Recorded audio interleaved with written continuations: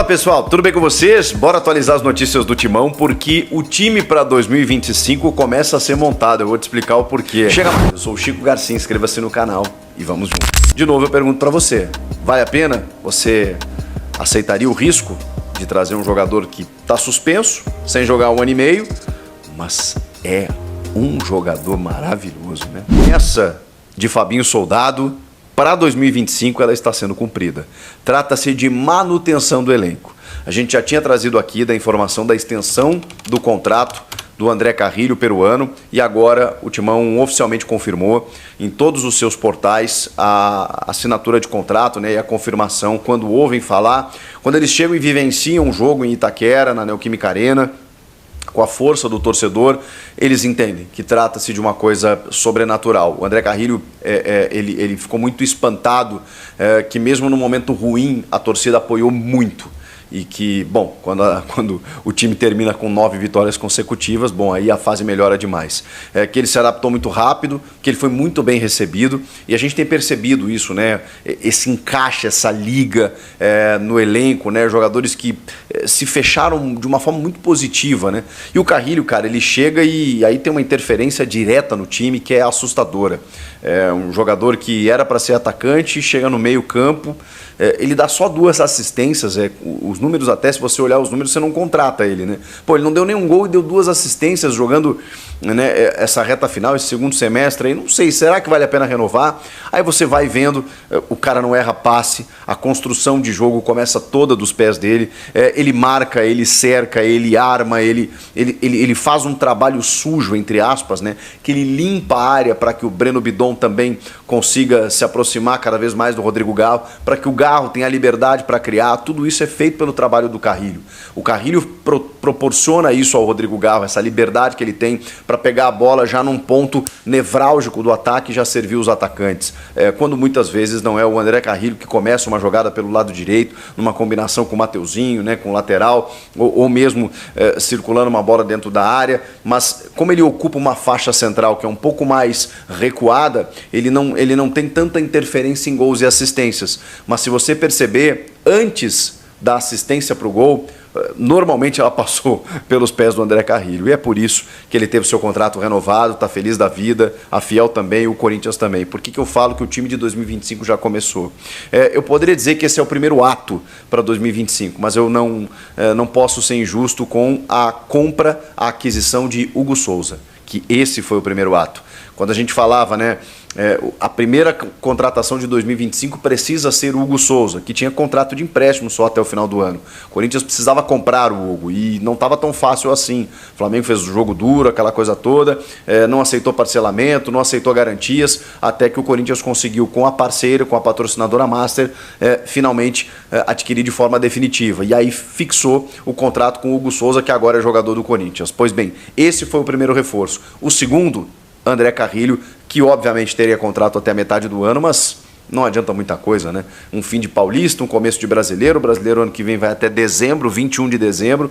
Então, assim, será um campeonato de 10 meses, fora as outras competições, uma temporada muito atribulada, e o Corinthians poderia perder o Carrilho na metade do ano. Então é mais um reforço dentro da manutenção de elenco. Quando a gente fala de um elenco que termina encaixado, ganhando 9 seguidas no Brasileiro, que a cada jogo que disputava a gente se perguntava de quanto ia ser o jogo, essa manutenção trata-se de um reforço e tanto. E aí, claro, né, tem a ver também com não perder o Yuri Alberto, o Breno Bidon, e todos esses jogadores aí cobiçados, além do Memphis, além do Garro, de todos esses jogadores fundamentais. Mas o André Carrilho está mantido até 2026. Bom, gente, o lateral Wendel, vejam só, eu até falei que a lateral esquerda estava dentro de uma prioridade de reforços no último vídeo, num dos últimos vídeos.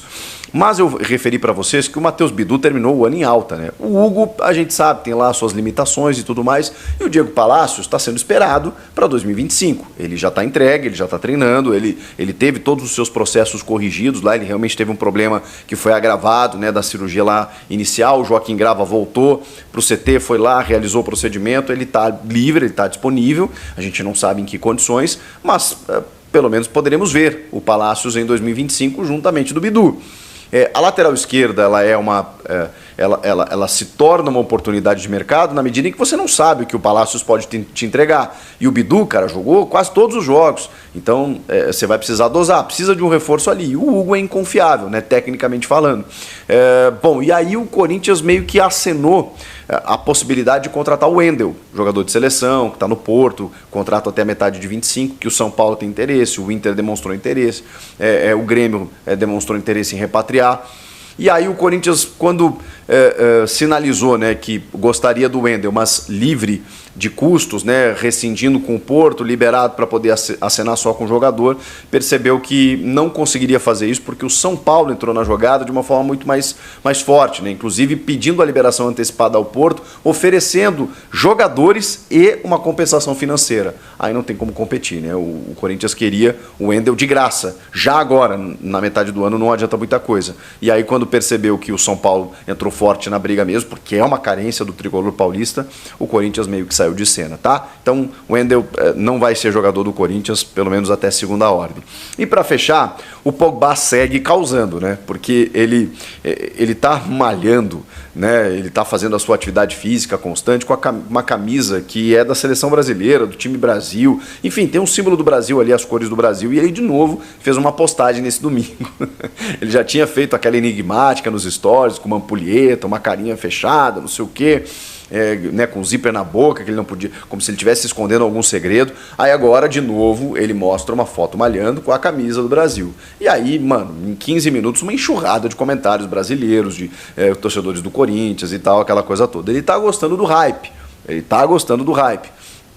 E o Augusto Melo foi questionado, acho que a entrevista que eu vi foi na Rádio Craque Neto, e foi perguntado, né, sobre a procura, sobre ele ter seguido o Pogba na rede social. Ele até já explicou que ele segue as pessoas que ele tem interesse. Claro que não é por acaso o que está acontecendo. E ele disse que não tem nada, que é um grande jogador, mas que, enfim, não dá para confirmar nada nesse momento. Ele rechaçou completamente a contratação eu ia falar do Drogba, do Pogba, mas a questão é o seguinte, não é o Augusto que está fazendo esse contato. Então, quando ele fala que não tem nada, quando ele fala que não procurou, está tudo certo.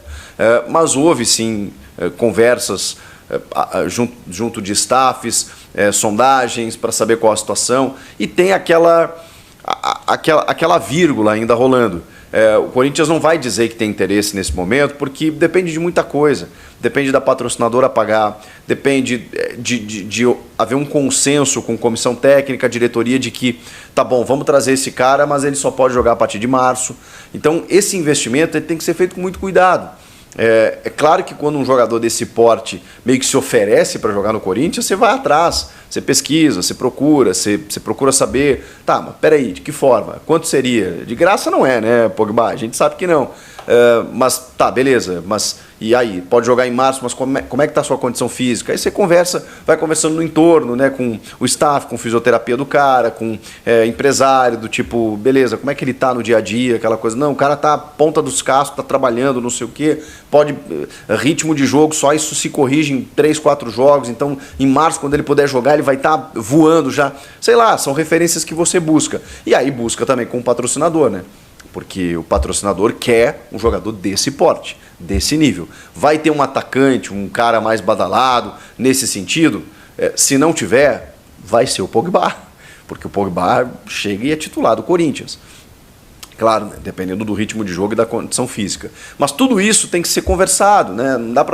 Não é uma decisão que você toma assim da noite para o dia. Agora, é por isso que eu digo, o Augusto disse que não, ok, e realmente existem entraves. Existem dificuldades, existem vírgulas no processo que estão sendo, tipo assim, digeridas, entendidas, tipo, será que vale a pena e tal? Esse é o pé da situação Pogba no Corinthians. Não há uma negociação, há um estudo de caso para saber se vale a pena e, obviamente, tendo todo o aporte para saber se essa contratação pode e merece ser feita.